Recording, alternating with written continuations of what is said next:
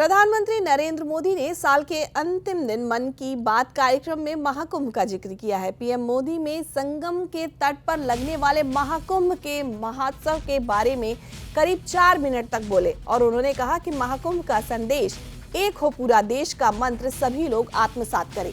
प्रधानमंत्री ने कहा कि गंगा की अविरल धारा न बटे समाज हमारा पर देशवासी चले। 13 जनवरी से 26 फरवरी तक होने वाले विश्व के सबसे बड़े सांस्कृतिक आयोजन के बारे में पीएम मोदी ने कहा कि अगले वर्ष 13 जनवरी से शुरू हो रहे महाकुंभ की जबरदस्त तैयारियां चल रही हैं। कुछ दिन पहले वह प्रयागराज गए थे और वहां हेलीकॉप्टर से महाकुंभ मेला क्षेत्र की विशालता को उन्होंने देखा। उन्होंने ये कहा कि दिल प्रसन्न हो गया, विशाल, सुंदर और भव्यता देखकर वो मुग्ध हो गए। प्रधानमंत्री ने ये भी कहा कि महाकुंभ की विशेषता इसकी विशालता ही नहीं बल्कि इसकी विविधता भी है।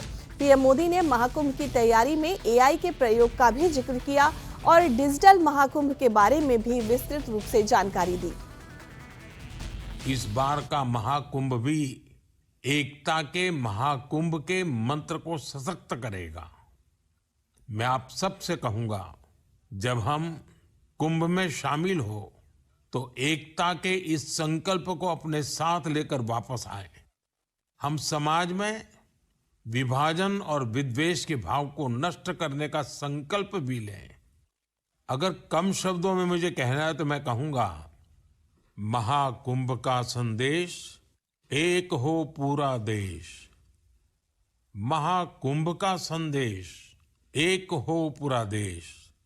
और अगर दूसरे तरीके से कहना है तो मैं कहूंगा, गंगा की अविरल धारा न बटे समाज हमारा।